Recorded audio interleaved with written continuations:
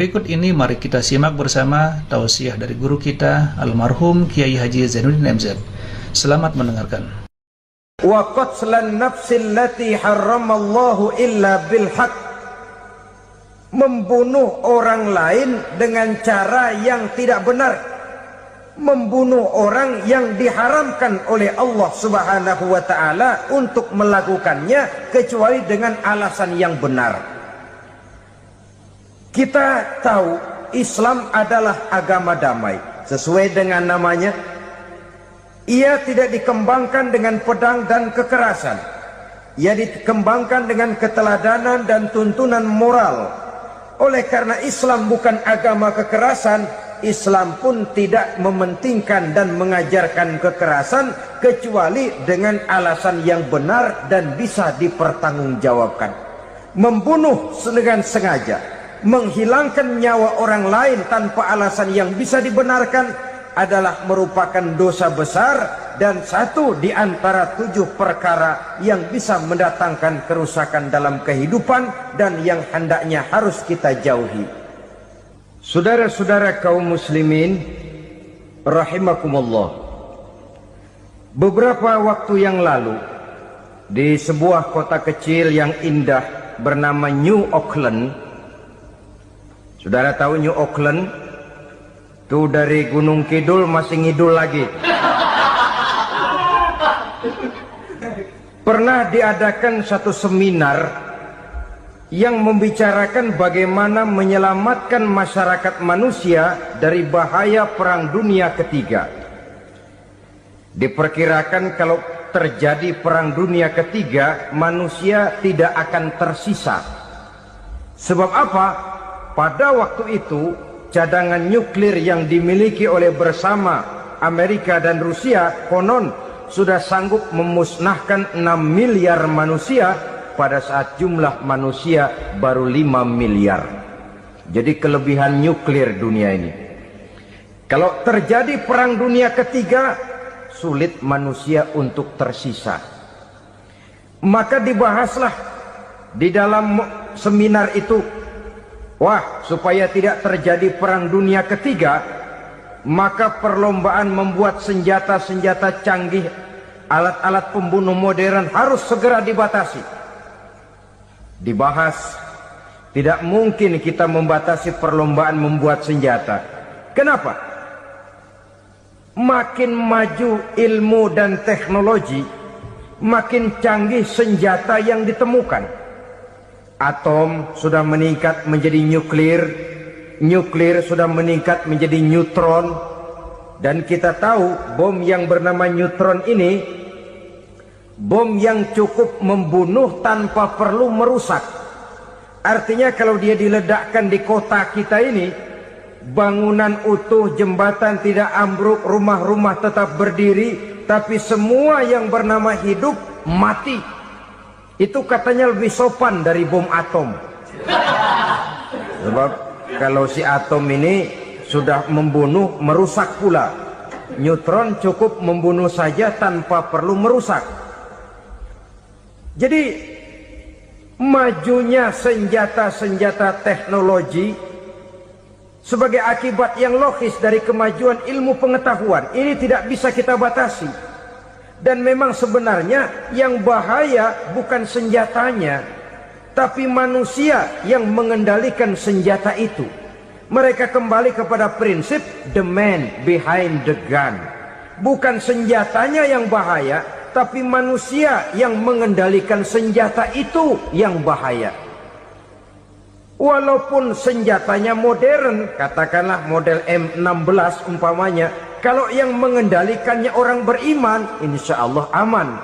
Tapi biar megang cuma senapan angin, kalau yang megang orang brutal, ngeri kita deket-deket. Apalagi kalau memang bukan ahlinya menggunakan senjata, bisa ngeker kaki kena jidat.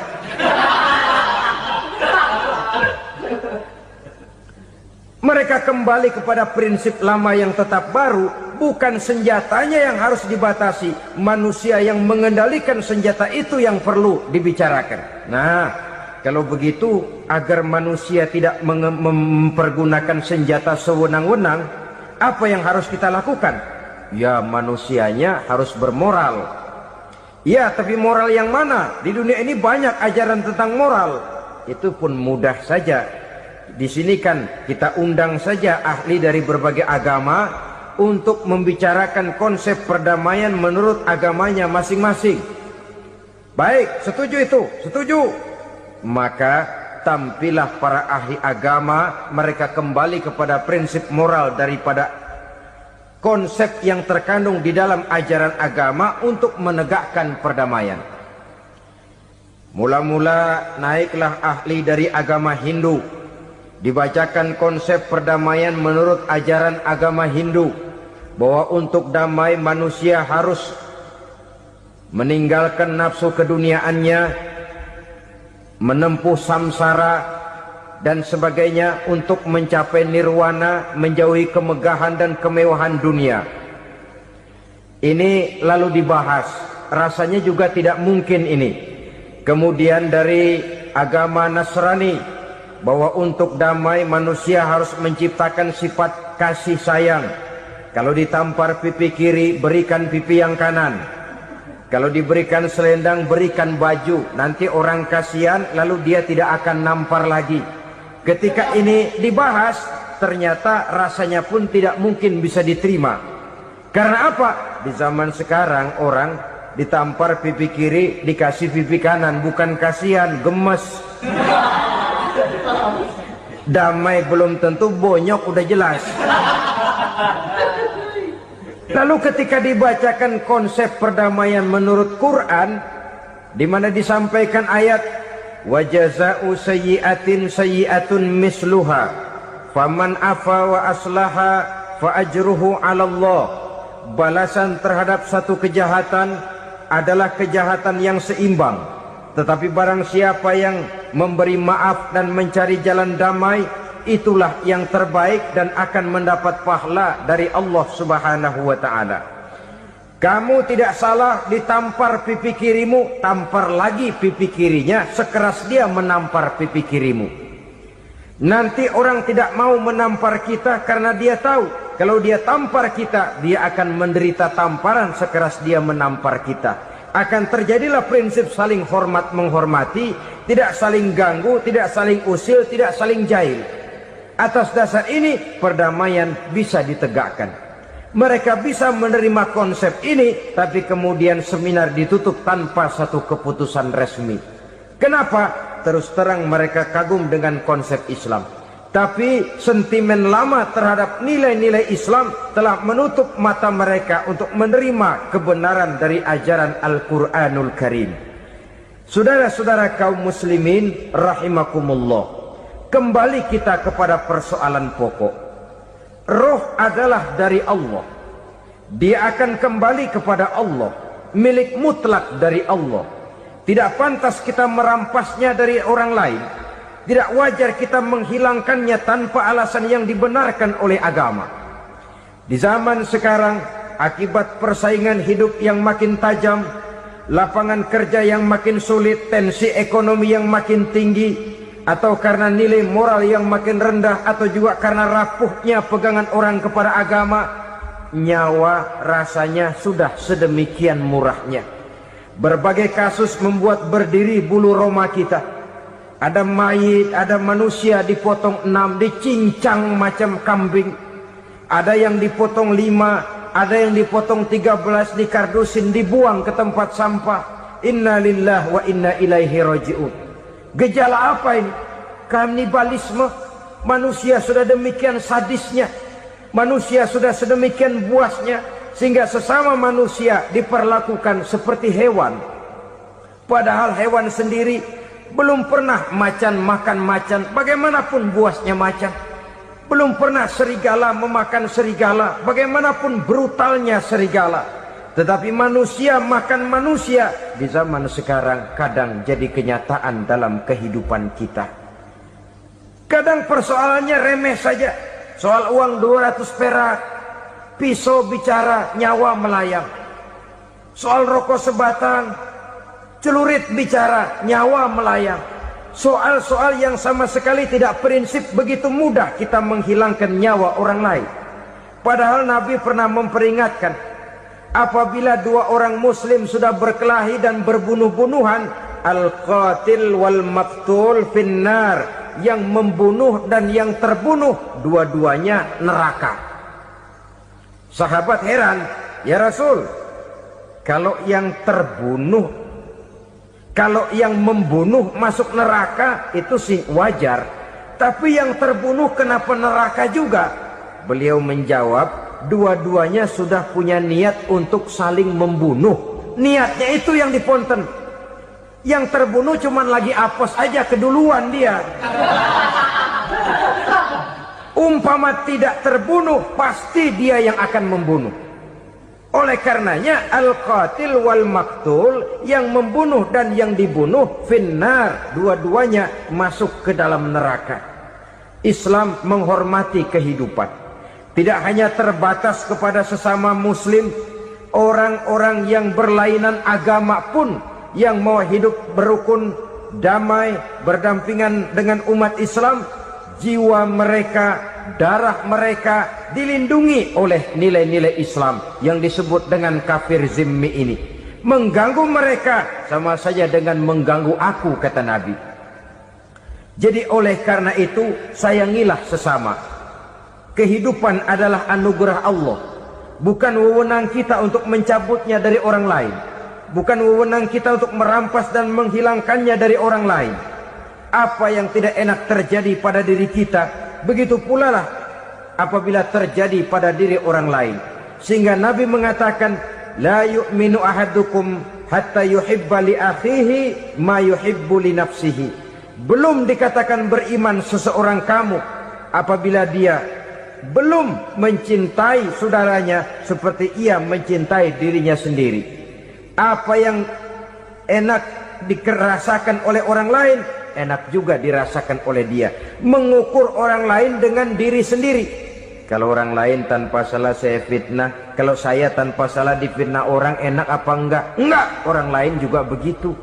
Kalau orang lain tanpa salah saya tempeleng kepalanya, enak apa tidak? Tidak. Orang lain juga begitu. Yang tidak enak terjadi pada diri kita, tentu tidak enak juga kalau terjadi pada orang lain. Mengukur orang lain dengan diri sendiri, sehingga tidak timbul sifat egois, tidak menari di atas bangkai orang lain, tidak mendirikan kebahagiaan di atas untayan air mata orang lain. Sehingga dengan demikian, saudara-saudara, dia bisa menghormati kehidupan, menghormati orang lain sebagaimana dia ingin dihormati. Untuk menghancurkan nilai-nilai iman, dibanjiri kita dengan paham-paham yang merusak dan mendangkalkan akidah. Baik ia bernama materialisme, baik ia bernama sekularisme, baik ia bernama banjirnya maksiat dan munkarat, baik ia bernama banjirnya peradaban dan kebudayaan yang menghancurkan moral daripada anak-anak kita, sedikit demi sedikit melenturkan dan melunturkan nilai-nilai keimanan kita, untuk kemudian pada waktunya nilai iman itu akan bertukar dan berganti menjadi nilai syirik kepada Allah Subhanahu wa ta'ala. Atau pada sisi lain, menjadikan yang selain Allah sebagai tujuan akhir daripada kehidupan kita. Sedangkan kita sama-sama maklum bahwa di dalam pandangan agama Islam, dosa yang tidak berampun, dosa yang terbesar, termasuk dalam kategori bapak moyangnya dosa, tidak lain adalah syirik, yakni menyekutukan Allah Subhanahu wa ta'ala. Pola penghancuran iman ini memang berstrategi. Ditawarkan kita kepada paham materialisme, paham kebendaan, di mana otak menempati urutan sebagai ranking pertama, Tuhan jatuh pada urutan kedua. Lalu menyusul kepada paham sekularisme, Allah dipisahkan dari seluruh kegiatan hidup ini, untuk pada gilirannya menjadikan yang selain Allah sebagai tujuan akhir daripada seluruh kegiatan hidup kita. Oleh karenanya, kewajiban menjaga nilai-nilai iman ini merupakan kewajiban yang mulia tetapi berat. tidak hanya untuk kita, tetapi juga bagaimana mewariskannya kepada anak-anak kita, generasi yang akan datang.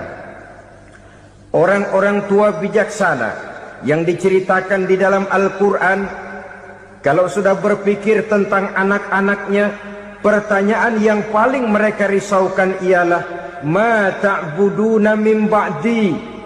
Anakku, kalau pada satu saat aku, ayahmu sudah tidak ada lagi di dunia ini, meninggalkan kamu semua, ma ta'buduna min ba'di, apa yang akan kamu sembah nak? Jikalau sekarang ayahmu masih mau ke masjid, masih mau melakukan rukuk dan sujud, masih beribadah menyembah Allah Subhanahu wa ta'ala, kalau orang tuamu sudah tidak ada, ma ta'buduna min ba'di, masihkah engkau mau datang ke masjid? Masihkah engkau mau rukuk dan sujud? Masihkah engkau mau menyembah Allah Subhanahu wa ta'ala?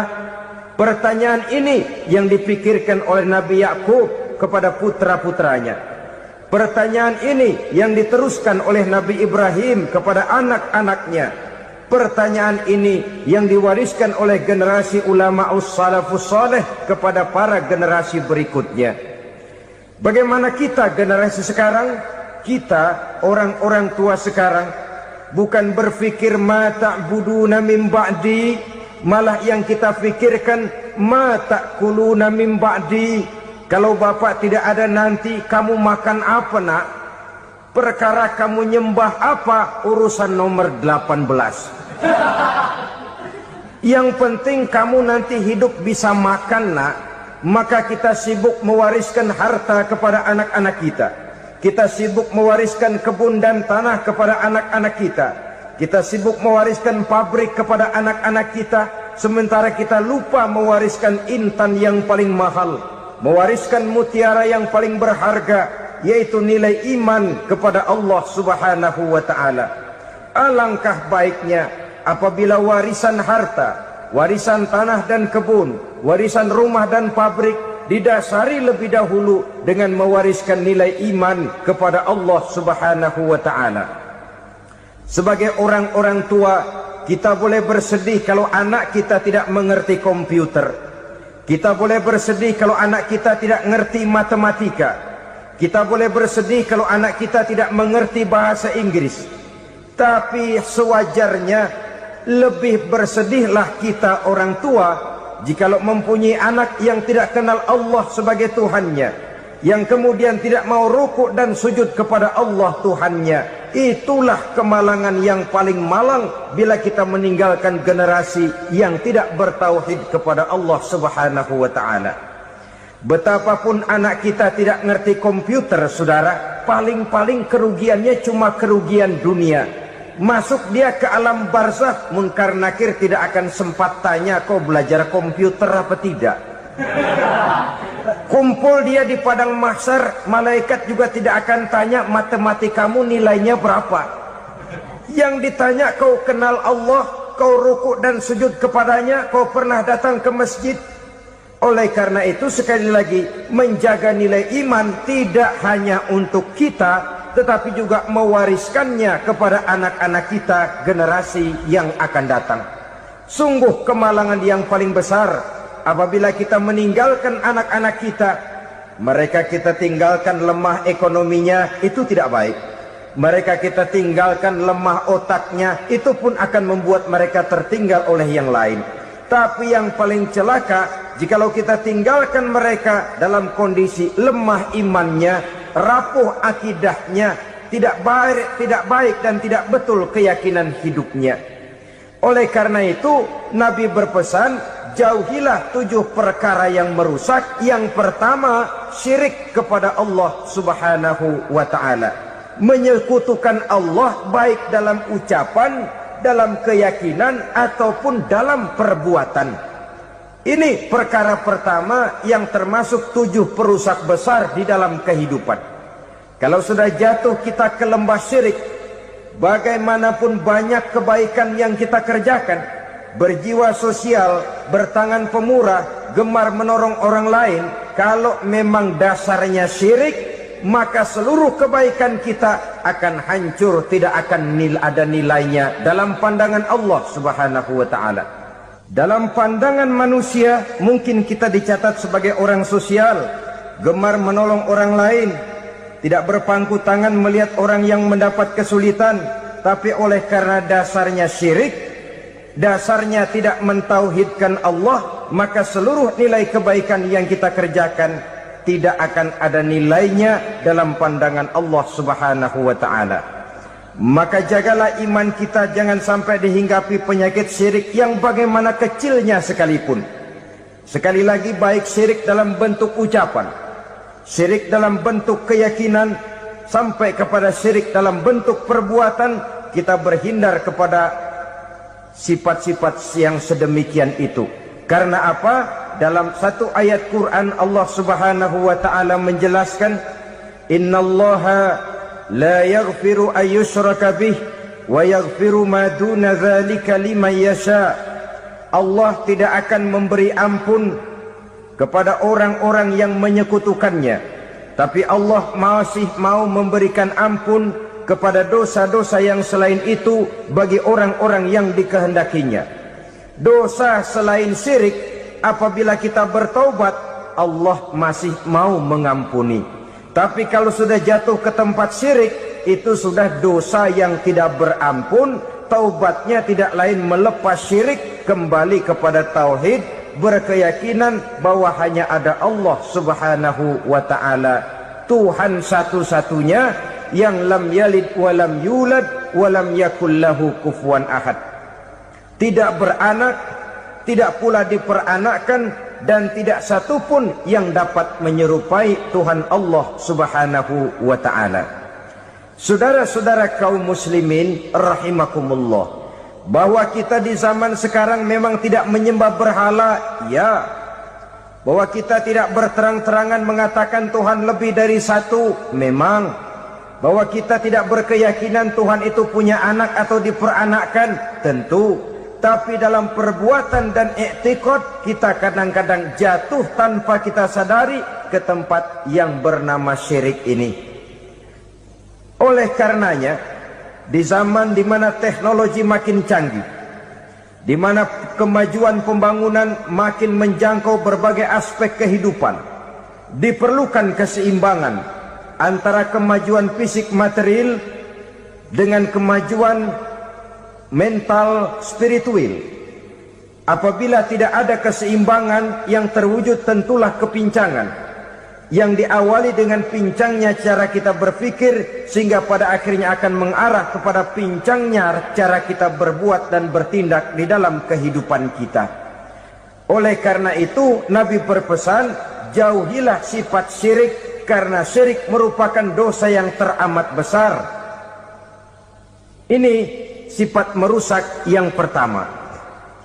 Yang kedua, kata Nabi, wasihra, jauhilah sihir. Sihir ini juga termasuk perkara yang merusak kehidupan. Kita semua sama-sama maklum bahwa sihir sebenarnya bukan persoalan baru. Sejak sebelum datang Islam, sihir itu sudah ada. Di zaman Yunani kuno, sihir ada. Di zaman Mesir kuno, di zaman Cina kuno, dan yang lain-lain yang serba kuno, sihir itu sudah ada. Bahkan para nabi pun, para rasul yang diutus oleh Allah Subhanahu wa taala, senantiasa berhadapan dengan ahli-ahli sihir untuk menguji kebenaran dari misi yang mereka bawa. Sihir adalah perbuatan di luar kebiasaan yang bisa dikerjakan oleh ahlinya dengan bantuan jin atau setan. Hukum mempelajari sihir adalah haram, mengamalkannya lebih haram lagi. Sebab itu saudara-saudara, sihir merupakan perbuatan merusak yang harus kita jauhi. Ciri-ciri daripada perbuatan sihir, pertama, ia mengandung tipuan, bayangan khayal. Di zaman Nabi Musa misalnya, orang melihat tambang-tambang itu seperti ular, Nabi Musa melayangkan tongkatnya menjadi ular-ular besar yang memakan ular-ular kecil ciptaan tukang-tukang sihir Fir'aun tadi. Lalu sihir bisa terjadi dengan bantuan jin kafir atau setan. Kemudian ciri yang ketiga, sifatnya halus dan tersembunyi. Taruh kata ada seorang ahli sihir yang mempergunakan ayat-ayat Quran sebagai jompa jampe, sebagai baca-bacaan, itu cuma sekedar kedok. Tujuannya tidak lain menjadikan agama sebagai ketok untuk membenarkan cara yang dimurkai oleh Allah Subhanahu wa ta'ala. Satu hadis yang diriwayatkan oleh Imam Bazar dan Tabrani, Nabi berpesan, "Laisa minna man tatayyara lahu au takahhana au tukuhhina lahu au sahira lahu." Tidak termasuk ke dalam golonganku, kata Nabi. Tidak termasuk umatku. Siapa mereka? Man tatayyara lahu, orang yang bertatoyur. Apa tatoyur itu? Dari kalimat toyaro, artinya terbang. Toir biasa diartikan dengan burung. Tatoyaro percaya kepada suara-suara burung. Man tatayyara lahu, mempercayai, meyakini dengan benar-benar kepada suara beburungan. Kan suka ada itu, nah bunyi burung tuh, maling liwat. Maling liwat. Burung bunyi, maling liwat.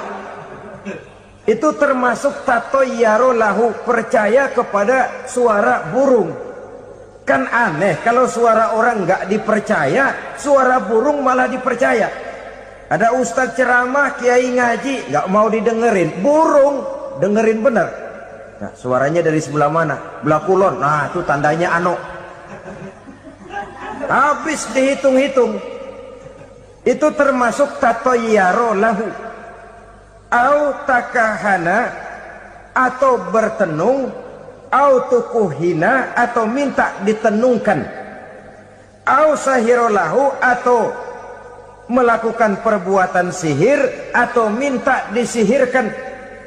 Laisa minna, tidak termasuk ke dalam golonganku, kata Nabi. Sehingga dengan demikian saudara-saudara, menghadapi sihir dengan sihir sekalipun termasuk perbuatan yang tidak diajarkan oleh agama. Kita kan mempelajari sihir untuk jaga diri, tidak apa-apa. Yang dilarang mengamalkannya, dilarang juga mempelajarinya. Sebab orang kalau sudah mengetahui, biasanya lalu terangsang untuk mencoba. Kalau percobaannya berhasil, biasanya terangsang untuk coba lagi dan coba lagi. Pada akhirnya ketagihan, lalu beralih menjadi profesi, apalagi itu nanti bisa mendatangkan hasil uang. Saudara-saudara kaum muslimin rahimakumullah, kita manusia makhluk nyata. Kita hidup di alam nyata, terikat oleh sunnatullah, causality. Oleh karenanya, bagi kita keyakinan yang penuh, keikhlasan di dalam bertuhankan Allah, penyerahan diri sepenuhnya hanya kepadanya, itu sudah merupakan obat penangkal yang sangat ampuh agar kita tidak terkena penyakit-penyakit yang dibuat oleh setan dan para pembantunya. Sehingga beberapa ayat Quran mengajarkan, misalnya a'udzu bikalimatillahi tammati min syarri ma khalaq, atau bismillazi la yadurru ma'asmihi syai'un fil ardi wala fis sama, dengan menyebut nama Allah yang tidak bisa mendatangkan bahaya sedikit pun, dari baik yang datang dari langit maupun yang datang dari bumi. Jiwa yang kosong dari keyakinan yang penuh kepada Allah, jiwa yang penuh was-was dan ragu-ragu, itu yang mudah terserang oleh penyakit-penyakit yang dikerjakan oleh para tukang-tukang sihir, yaitu oleh setan dan seluruh para pembantunya. Kemudian hadis kedua yang diriwayatkan oleh Imam Ibnu Hibban, Nabi bersabda, la yadkhulul jannata mudminu khamrin wala mu'minu bisihrin wala qati'u rahmin. Tidak masuk surga. Ini Nabi yang bilang, tidak masuk surga. Siapa itu? Pertama, mudminu khamrin, orang yang berkekalan dalam mabuk. Selalu mudminun itu sudah menjadi perbuatan rutinnya, tidak kapok-kapoknya, teler seumur hidup.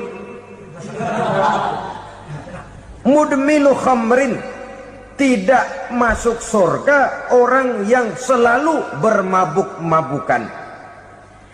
Yang kedua, wala mu'minu bisihrin, orang mukmin tapi main sihir. Ini juga oleh Nabi diperingatkan, tidak akan masuk surga orang mukmin tapi suka main sihir. Wala qati'u rahmin, dan tidak juga orang yang memutuskan silaturahmi. 3 macam manusia yang diperingatkan Nabi tidak akan masuk surga: orang yang selalu mabuk, orang mukmin yang main sihir, dan orang yang memutuskan silaturahmi. Saudara-saudara kaum muslimin rahimakumullah. Lalu orang berkata, kenapa dilarang kita bersihir? Padahal Rasul sendiri kan punya mukjizat. Nah, kita memang harus membedakan antara mukjizat dengan sihir. Dalam kehidupan agama kita kenal ada yang namanya mukjizat, ada yang namanya karomah atau keramat biasa diucapkan, ada yang namanya maunah, ada yang namanya irhas, ada juga yang namanya sihir. Kesemuanya ini berbeda, saudara-saudara. Yang dinamakan mukjizat itu khusus untuk para rasul saja.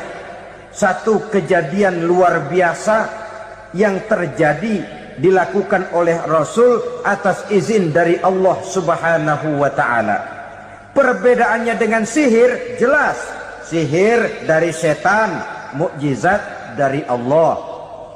Sihir bisa dipelajari, mukjizat tidak.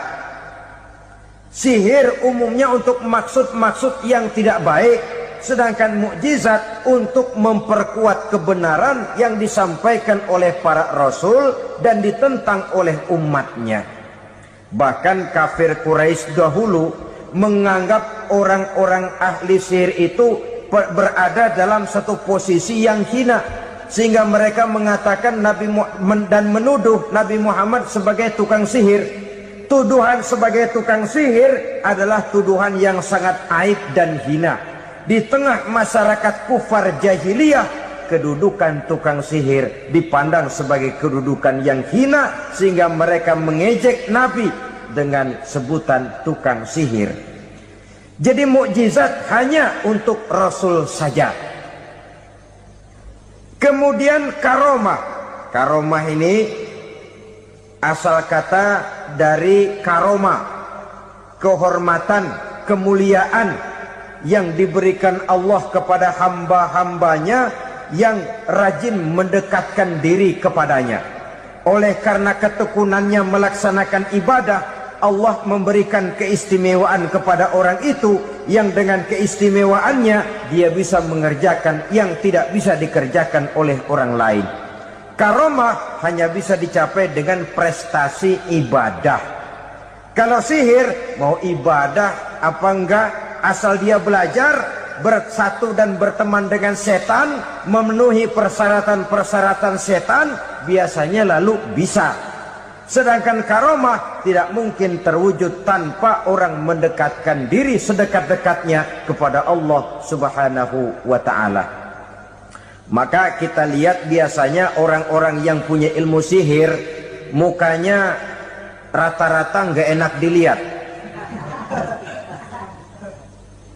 Kumuh, jauh dari air wudhu, jauh dari sujud kepada Allah, malah berteman dengan setan, menjadi pelayan-pelayannya setan.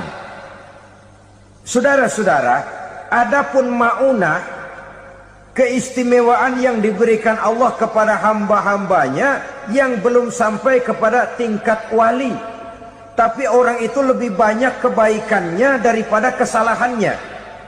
Umpamanya saudara jalan bertiga di pinggir jalan, saudara ada pada posisi di tengah, lalu bertiga ini ketabrak mobil. Menurut perhitungan saudara mati lebih dahulu, tapi terjadi hal yang aneh, dua teman saudara mati, saudara malah cuma luka dan lecet sedikit saja.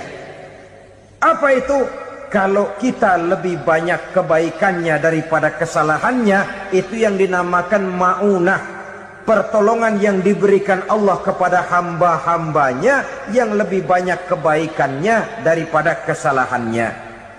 Sedangkan yang dinamakan irhas, kejadian luar biasa pada diri seseorang pada waktu dia masih kecil, yang menunjukkan tanda-tanda keistimewaannya. Itu umumnya pada para nabi pada usia kecilnya sudah ada irhas, tanda-tanda istimewa. Jelas baik mukjizat, karomah, maunah maupun irhas berbeda dengan sihir. Sihir ini jelas saja merupakan bantuan dan persekutuan antara manusia dengan setan. Padahal setan, kata Allah dalam Al-Quran, innahu lakum aduwwum mubin, sesungguhnya setan bagi kamu adalah musuh yang sangat jelas. Saudara-saudara kaum muslimin rahimakumullah, di zaman sekarang dalam menghadapi beban kehidupan yang makin pelik, menghadapi stres yang tidak kunjung selesai, menghadapi persoalan-persoalan yang teramat berat, orang sering mencari jalan keluar kepada hal-hal yang menurut pendapatnya bisa meringankan beban moralnya itu. Pergilah dia mencari sesuatu yang dapat meringankan bebannya. Dan tidak jarang yang jatuh ke pangkuan tukang-tukang tenung, ke pangkuan tukang-tukang sihir, yang mereka itu oleh Quran dijelaskan kadzabal munajjimun walau sodaku. Tukang-tukang tenung, tukang-tukang sihir, mereka itu bohong walaupun benar. Maksudnya bohong walaupun benar, artinya kalau yang mereka kerjakan benar, itu sih kebenaran. Benar dengan kebenaran itu lain. Kebenaran, kebetulan bisa, tapi tidak untuk selalu. Apalagi kalau itu sudah membahayakan kehidupan orang lain. Jadi oleh karena itu Nabi berpesan, jauhilah daripada sihir. Kalau sudah jauhilah dari sihir, artinya ya jauhilah daripada mempelajarinya, jauhilah daripada bergaul dengan orang-orang yang ahli di bidang itu, karena dari pergaulan segalanya bisa menular. Baiklah saudara, ini yang kedua. Yang ketiga pesan Nabi, wa qatlan nafsil lati harramallahu illa bil haq, membunuh orang lain dengan cara yang tidak benar, membunuh orang yang diharamkan oleh Allah Subhanahu wa taala untuk melakukannya kecuali dengan alasan yang benar. Kita tahu Islam adalah agama damai, sesuai dengan namanya. Ia tidak dikembangkan dengan pedang dan kekerasan. Ia dikembangkan dengan keteladanan dan tuntunan moral. Oleh karena Islam bukan agama kekerasan, Islam pun tidak mementingkan dan mengajarkan kekerasan kecuali dengan alasan yang benar dan bisa dipertanggungjawabkan. Membunuh dengan sengaja, menghilangkan nyawa orang lain tanpa alasan yang bisa dibenarkan adalah merupakan dosa besar dan satu di antara 7 perkara yang bisa mendatangkan kerusakan dalam kehidupan dan yang hendaknya harus kita jauhi. Saudara-saudara kaum muslimin rahimakumullah, beberapa waktu yang lalu di sebuah kota kecil yang indah bernama New Auckland. Saudara tahu New Auckland? Itu dari Gunung Kidul masih ngidul lagi. Pernah diadakan satu seminar yang membicarakan bagaimana menyelamatkan masyarakat manusia dari bahaya Perang Dunia Ketiga. Diperkirakan kalau terjadi Perang Dunia Ketiga, manusia tidak akan tersisa. Sebab apa?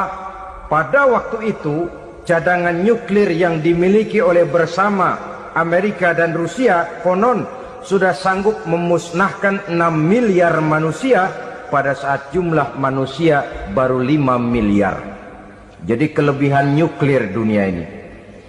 Kalau terjadi Perang Dunia Ketiga, sulit manusia untuk tersisa. Maka dibahaslah di dalam seminar itu, wah, supaya tidak terjadi Perang Dunia Ketiga, maka perlombaan membuat senjata-senjata canggih, alat-alat pembunuh modern harus segera dibatasi. Dibahas, tidak mungkin kita membatasi perlombaan membuat senjata. Kenapa?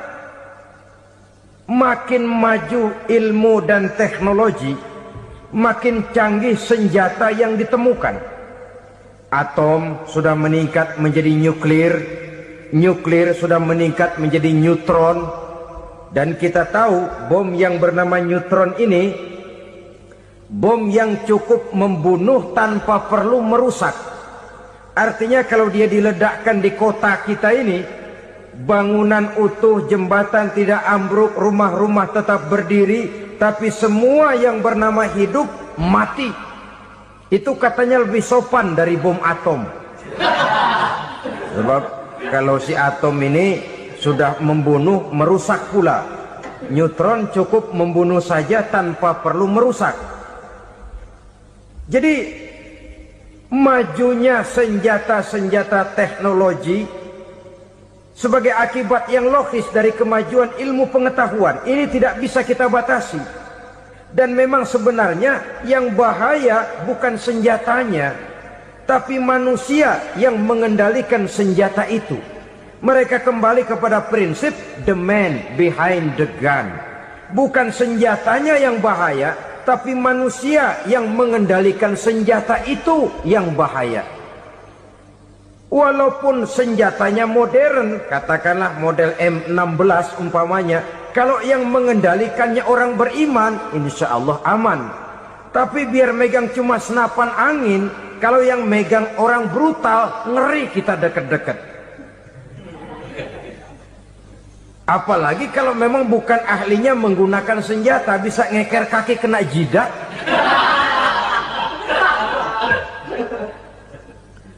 Mereka kembali kepada prinsip lama yang tetap baru, bukan senjatanya yang harus dibatasi, manusia yang mengendalikan senjata itu yang perlu dibicarakan. Nah, kalau begitu, agar manusia tidak mempergunakan senjata sewenang-wenang, apa yang harus kita lakukan?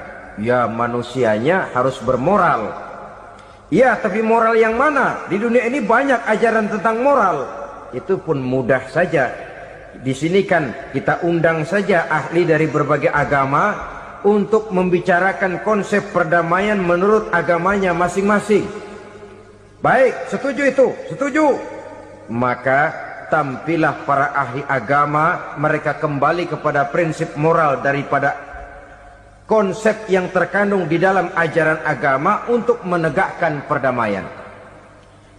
Mula-mula naiklah ahli dari agama Hindu, dibacakan konsep perdamaian menurut ajaran agama Hindu, bahwa untuk damai manusia harus meninggalkan nafsu keduniaannya, menempuh samsara dan sebagainya untuk mencapai nirwana, menjauhi kemegahan dan kemewahan dunia.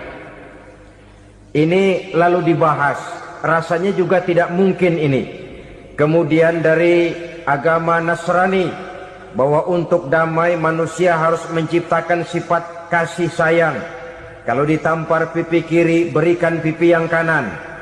Kalau diberikan selendang, berikan baju. Nanti orang kasihan, lalu dia tidak akan nampar lagi. Ketika ini dibahas, ternyata rasanya pun tidak mungkin bisa diterima. Karena apa? Di zaman sekarang orang ditampar pipi kiri, dikasih pipi kanan. Bukan kasihan, gemes. Damai belum tentu, bonyok udah jelas. Lalu ketika dibacakan konsep perdamaian menurut Quran, di mana disampaikan ayat wa jazaa'u sayyi'atin sayyi'atun misluha faman afa wa aslaha fa ajruhu 'ala Allah. Balasan terhadap satu kejahatan adalah kejahatan yang seimbang, tetapi barang siapa yang memberi maaf dan mencari jalan damai, itulah yang terbaik dan akan mendapat pahala dari Allah Subhanahu wa ta'ala. Kamu tidak salah ditampar pipi kirimu, tampar lagi pipi kirinya sekeras dia menampar pipi kirimu. Nanti orang tidak mau menampar kita karena dia tahu kalau dia tampar kita, dia akan menderita tamparan sekeras dia menampar kita. Akan terjadilah prinsip saling hormat menghormati, tidak saling ganggu, tidak saling usil, tidak saling jahil. Atas dasar ini perdamaian bisa ditegakkan. Mereka bisa menerima konsep ini, tapi kemudian seminar ditutup tanpa satu keputusan resmi. Kenapa? Terus terang mereka kagum dengan konsep Islam, tapi sentimen lama terhadap nilai-nilai Islam telah menutup mata mereka untuk menerima kebenaran dari ajaran Al-Quranul Karim. Saudara-saudara kaum muslimin rahimakumullah, kembali kita kepada persoalan pokok. Roh adalah dari Allah. Dia akan kembali kepada Allah, milik mutlak dari Allah. Tidak pantas kita merampasnya dari orang lain. Tidak wajar kita menghilangkannya tanpa alasan yang dibenarkan oleh agama. Di zaman sekarang, akibat persaingan hidup yang makin tajam, lapangan kerja yang makin sulit, tensi ekonomi yang makin tinggi, atau karena nilai moral yang makin rendah, atau juga karena rapuhnya pegangan orang kepada agama, nyawa rasanya sudah sedemikian murahnya. Berbagai kasus membuat berdiri bulu roma kita. Ada mayit, ada manusia dipotong 6, dicincang macam kambing. Ada yang dipotong 5, ada yang dipotong 13, dikardusin, dibuang ke tempat sampah. Inna lillahi wa inna ilaihi raji'un. Gejala apa ini? Kanibalisme. Manusia sudah demikian sadisnya, manusia sudah sedemikian buasnya, sehingga sesama manusia diperlakukan seperti hewan. Padahal hewan sendiri belum pernah macan makan macan, bagaimanapun buasnya macan. Belum pernah serigala memakan serigala, bagaimanapun brutalnya serigala. Tetapi manusia makan manusia di zaman sekarang kadang jadi kenyataan dalam kehidupan kita. Kadang persoalannya remeh saja. Soal uang 200 perak, pisau bicara, nyawa melayang. Soal rokok sebatang, celurit bicara, nyawa melayang. Soal-soal yang sama sekali tidak prinsip, begitu mudah kita menghilangkan nyawa orang lain. Padahal Nabi pernah memperingatkan, apabila dua orang muslim sudah berkelahi dan berbunuh-bunuhan, al-qatil wal maktul finnar, yang membunuh dan yang terbunuh dua-duanya neraka. Sahabat heran, ya Rasul, kalau yang terbunuh, kalau yang membunuh masuk neraka itu sih wajar, tapi yang terbunuh kenapa neraka juga? Beliau menjawab, dua-duanya sudah punya niat untuk saling membunuh. Niatnya itu yang diponten. Yang terbunuh cuman lagi apes aja, keduluan dia. Umpama tidak terbunuh, pasti dia yang akan membunuh. Oleh karenanya al-qatil wal maktul, yang membunuh dan yang dibunuh finnar, dua-duanya masuk ke dalam neraka. Islam menghormati kehidupan, tidak hanya terbatas kepada sesama muslim. Orang-orang yang berlainan agama pun yang mau hidup berukun, damai, berdampingan dengan umat Islam, jiwa mereka, darah mereka dilindungi oleh nilai-nilai Islam yang disebut dengan kafir zimmi ini. Mengganggu mereka sama saja dengan mengganggu aku, kata Nabi. Subhanallah, sangat luar biasa apa yang sudah disampaikan oleh guru kita almarhum Kiai Haji Zainuddin MZ. Sahabat beriman yang dimuliakan Allah, tetaplah di channel ini karena tausiah ini belum selesai. Dan masih banyak lagi hal-hal menarik yang akan disampaikan oleh guru kita, almarhum Kiai Haji Zainuddin MZ. Maka dari itu, tetaplah di sini dan mari kita lanjutkan kembali. Selamat mendengarkan. Jadi oleh karena itu, sayangilah sesama. Kehidupan adalah anugerah Allah. Bukan wewenang kita untuk mencabutnya dari orang lain. Bukan wewenang kita untuk merampas dan menghilangkannya dari orang lain. Apa yang tidak enak terjadi pada diri kita, begitu pula lah apabila terjadi pada diri orang lain. Sehingga Nabi mengatakan, la yu'minu ahadukum hatta yuhibba li akhihi ma yuhibbu li nafsihi. Belum dikatakan beriman seseorang kamu apabila dia belum mencintai saudaranya seperti ia mencintai dirinya sendiri. Apa yang enak dirasakan oleh orang lain, enak juga dirasakan oleh dia. Mengukur orang lain dengan diri sendiri. Kalau orang lain tanpa salah saya fitnah, kalau saya tanpa salah difitnah orang, enak apa enggak? Enggak, orang lain juga begitu. Kalau orang lain tanpa salah saya tempeleng kepalanya, enak apa tidak? Tidak. Orang lain juga begitu. Yang tidak enak terjadi pada diri kita, tentu tidak enak juga kalau terjadi pada orang lain. Mengukur orang lain dengan diri sendiri, sehingga tidak timbul sifat egois, tidak menari di atas bangkai orang lain, tidak mendirikan kebahagiaan di atas untayan air mata orang lain. Sehingga dengan demikian saudara-saudara, dia bisa menghormati kehidupan, menghormati orang lain sebagaimana dia ingin dihormati. Inilah perbuatan ketiga yang merusak, membunuh orang lain dengan yang diharamkan Allah tanpa alasan yang benar. Yang ketiga. Kemudian yang keempat, perbuatan merusak wa aklar riba, makan riba. Hidup adalah tolong menolong. Bahasa kerennya take and give katanya. Saling memberi dan saling menerima. Nabi mengajarkan, man kuraba kurbatan min kurabid dunia karaballahu lahu kurbatan min kurabi yaumal qiyamah wallahu fi aunil abdi madamal abdu fi auni akhihi. Siapa yang meringankan beban dari beban-beban yang dirita seseorang di dalam kehidupan dunia, Allah akan meringankan bebannya daripada beban-beban yang harus dipikulnya di hari kiamat nanti. Wallahu fi aunil abdi madamal abdu fi auni akhihi. Allah senantiasa akan menolong seorang hamba selama hamba itu masih mau menolong saudaranya. Allah selalu akan menolong seorang hamba selama hamba itu masih mau menolong saudaranya. Apabila kita sudah berpangku tangan terhadap kesulitan orang lain, biasanya pun pada saat kita mendapat kesulitan, kita akan sulit juga memperoleh pertolongan. Nah, riba alias renten, kedoknya adalah menolong orang, tapi sama juga bulu buntutnya dilepas, palanya dicekek. Menolong orang pada akhirnya menjadi beban bagi seseorang. Dan memang mencari orang-orang yang berada dalam posisi kesulitan.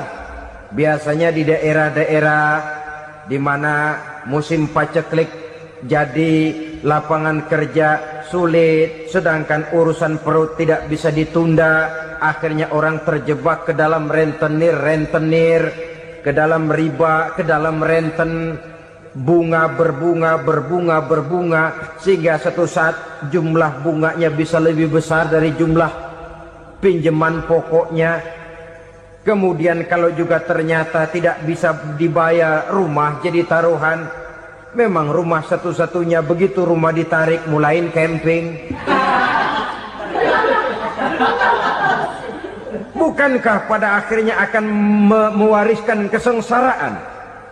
Oleh karena itu, kepada kita berusahalah jangan berhubungan dengan rentenir, jangan makan renten dan riba. Kepada mereka yang melaksanakan riba, walaupun mendatangkan keuntungan materi, tapi percayalah harta yang didapat dengan jalan riba tidak akan membawa keberkahan.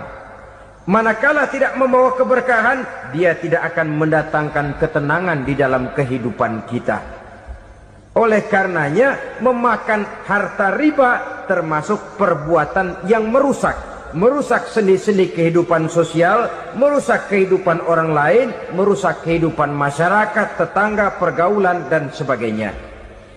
Yang kelima, wa akla malil yatim, memakan harta anak yatim dengan cara yang zolim. Nih, memang lezat. Anak yatim itu nggak tahu urusan apa-apa. Kita diamanahkan untuk mengurusinya. Kadang-kadang dibentuklah panitia penyantunan yatim piatu. Yatimnya mah tetap kelaparan, panitianya yang pada gendut.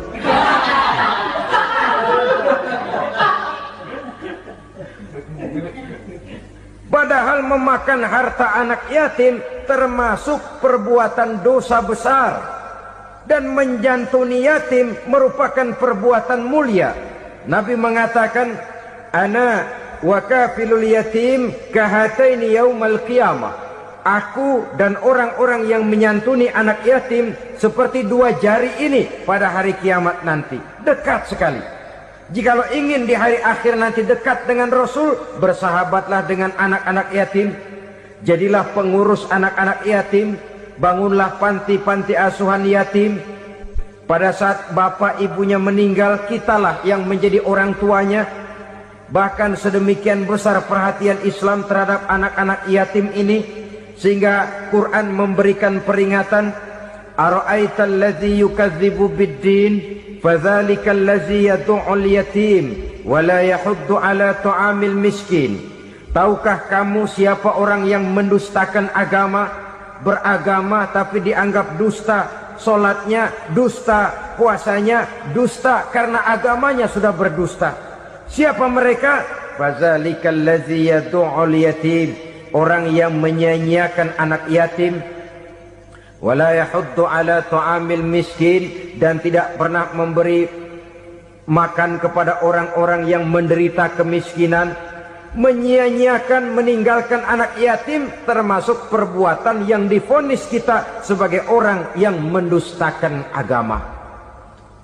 Saudara-saudara kaum muslimin rahimakumullah, maka sangat dicela mengeksploitir anak-anak yatim, menjadikan mereka sebagai kedok untuk mencari kekayaan pribadi. Tetapi jikalau ikhlas, ganjarannya sangat besar, nilai pahalanya sangat besar. Menyantuni yatim tidak hanya setahun sekali. Kalau Muharram pakai istilah lebaran yatim, dibentuklah panitia, diberilah beras, uang 4-5 ribu rupiah, alhamdulillah. Tapi jangan lupa, si yatim tidak hidup cuma satu hari. Dia tidak hidup cuma di bulan Muharram saja. Dia hidup 12 bulan dalam setahun. Sebagaimana anak-anak yang lain, dia juga berhak punya masa depan. Dia juga berhak menikmati bangku sekolah. Dia berhak mengenyam arti dan makna pendidikan. Dia berhak membekali diri dengan ilmu dan pengetahuan, seperti halnya anak-anak yang lain. Maka kita yang diberikan keluasan oleh Allah, ingatlah itu, bersahabatlah dengan anak-anak yatim, santuni mereka. Perkara setahun sekali di bulan Muharram, alhamdulillah, itu bagus, bin Thayyib alias baik. Tapi tentu dan tentu sekali lagi, si yatim tidak hanya hidup di bulan Muharram. Dia hidup 12 bulan dalam setahun, 24 jam di dalam sehari. Oleh karenanya, menyia-nyiakan mereka pada saat posisi kita memang mampu akan memojokkan kita dalam satu posisi di mana kita dianggap sebagai orang yang mendustakan agama, memakan harta anak yatim dengan cara yang zolim. Bapaknya udah meninggal, kebunnya lebar, anaknya dikelecehin. Nah, dah kamu nggak usah pusing, nanti saya yang ngurus. Akhirnya bukan ngurus, nguras. Si yatim mungkin tidak tahu bahwa dia disia-siakan, haknya diambil, miliknya dizolimi. Tapi Allah yang akan membalasnya dengan seadil-adilnya. Maka makan harta anak yatim biasanya balasannya tokcer bin paten. Nggak banyak selang tempo itu, nggak percaya cobain dah. Nyobain aja kan nggak bayar, umpama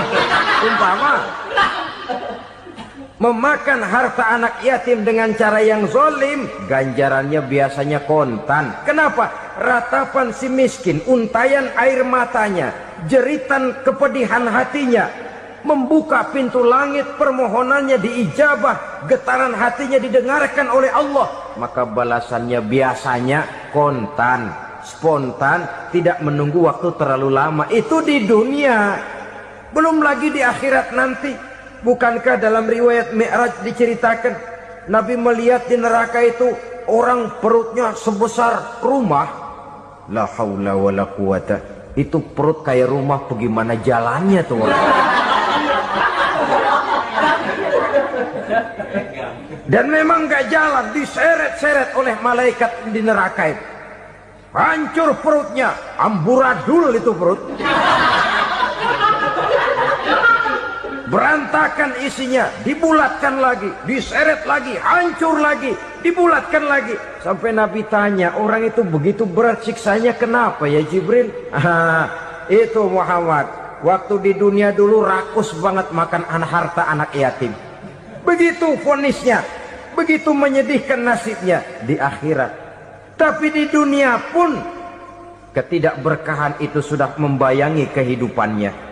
Oleh karena itu, kepada saudara-saudara yang mendapat titipan anak yatim, berbahagialah, karena semulia-mulia rumah adalah rumah yang di dalamnya ada anak yatim yang disantuni.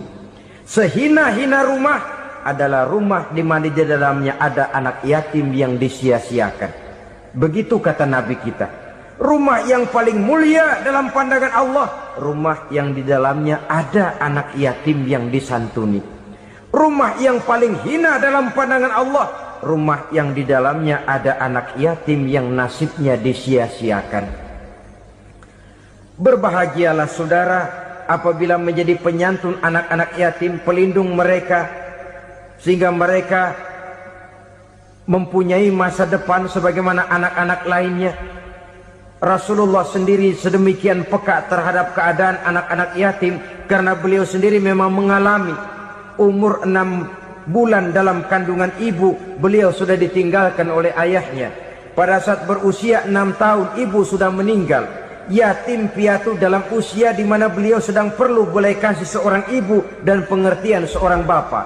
Kepekaan itu lalu timbul, bahkan kemudian sampai kepada beliau berkata, aku dan orang yang menyantuni anak yatim seperti jari tengah dan jari telunjuk di hari akhirat nanti. Sedemikian dekatnya. Baiklah ya, jadi yang kelima, memakan harta anak yatim. Jauhi, karena ini perbuatan yang merusak. Yang keenam, watawalli yaumaz zahfi, melarikan diri pada hari pertempuran. Apa ini? Khianat. Tidak konsekuen dengan konsep perjuangan. Pada mulanya keras benar teriak, berantas korupsi, ganyang korupsi. Cuma karena belum dapat giliran. Begitu dia naik dapat kesempatan, korupsinya lebih edan dari yang diteriakinya. Ini termasuk tawalli yaumaz zahfi, berpaling pada hari peperangan. Di saat menghadapi musuh, kalau belum kelihatan musuh, teriaknya nyaring bener. Jangan takut, demi kebenaran sampai titik darah yang paling penghabisan. Musuh belum kelihatan. Begitu musuh sudah kelihatan, paling dulu lari ke belakang.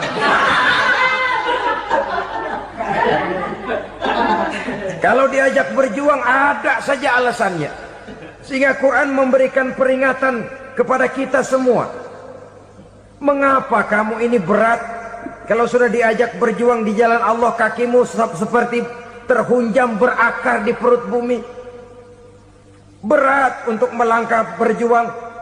Lari dari pertempuran tidak konsekuen dengan konsepsi perjuangan. mau enaknya saja. Dalam kondisi yang sulit lalu berpangku tangan. Ini termasuk ciri munafik yang di dalam Al-Quran disindir dengan bahasa kullama adha'a lahum masyaufi wa iza azlama alaihim qamu. Waktu terang mereka jalan, giliran gelap mereka mandek. Artinya, maksudnya, kalau giliran ada untungnya aja, rame-rame teriak Islam. Tapi begitu diminta berjuang, dituntut berkorban, rame-rame mundur. Waktu dilihat di Islam ada untungnya, rame-rame teriak Islam. Pak, saya Islam banget, Pak. KTP saya Islam, Pak. Pokoknya Islam banget dah.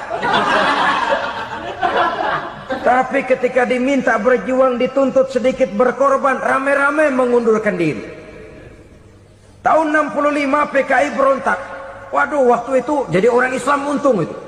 Nggak dikejar-kejar, aman. Masjid rame, mobil-mobil mewah parkir di depan musola dan masjid. Kenapa? Waktu itu asal udah ke masjid aman. Islam selamat, untung. Tapi begitu keadaan aman, yang parkir di musola sepeda butut melulu.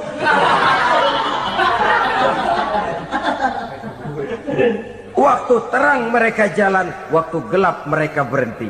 Dikala di Islam ada untungnya, baru wah Islam bagus, Islam hebat. Tapi waktu dilihat ada kerugian, jangan bawa-bawa Islam dah. Jangan bicara soal Islam, ini kan bukan soal agama. Bukan soal agama. La haula wa la quwata illa billah. Beragama kita ambil talfik fid din, mengambil yang enteng-enteng saja dalam urusan beragama ini. Tidak konsekuen kita dengan Islam kita. Seolah kita mau memilih mana yang terasa cocok sama selera kita, kita teriak Islam. Beratan aja dikit, rame-rame berpaling. Itu termasuk tawalli yaumaz zahfi. Alhamdulillahirrabbilalamin. Itulah tadi tausiah yang sangat luar biasa yang disampaikan oleh guru kita almarhum Kiai Haji Zainuddin MZ. Tentunya banyak sekali ilmu, hikmah, dan manfaat yang bisa kita jadikan pelajaran dalam kehidupan kita sehari-hari. Sahabat beriman yang dimuliakan Allah, mari kita doakan guru kita, semoga beliau diampuni segala dosa-dosanya dan dilapangkan kuburnya. Dan buat sahabat semua yang sudah menonton tausiah ini sampai selesai, saya ucapkan terima kasih banyak. Semoga Allah Subhanahu wa Ta'ala senantiasa selalu melimpahkan rahmat dan karunia-Nya kepada sahabat semua. Selalu diberikan kesehatan, dimudahkan segala urusannya, dan dilancarkan rezekinya. Amin ya Rabbal Alamin. Sahabat beriman yang dimuliakan Allah, demikian yang dapat saya bagikan. Kurang lebihnya mohon maaf. Wabillahi taufiq wal hidayah. Wassalamualaikum warahmatullahi wabarakatuh. Setelah kita dengarkan bersama tausiah yang sudah disampaikan oleh guru kita Al-Maghfurullah Kiai Haji Zainuddin MZ, sekarang mari kita lanjutkan aktivitas kita masing-masing. Buat sahabat semua, saya ucapkan selamat beraktivitas, semoga selalu diberikan kesehatan, dimudahkan segala urusannya, dan dilancarkan rezekinya. Sampai bertemu lagi di kajian berikutnya. Wassalamualaikum warahmatullahi wabarakatuh. Assalamualaikum warahmatullahi wabarakatuh.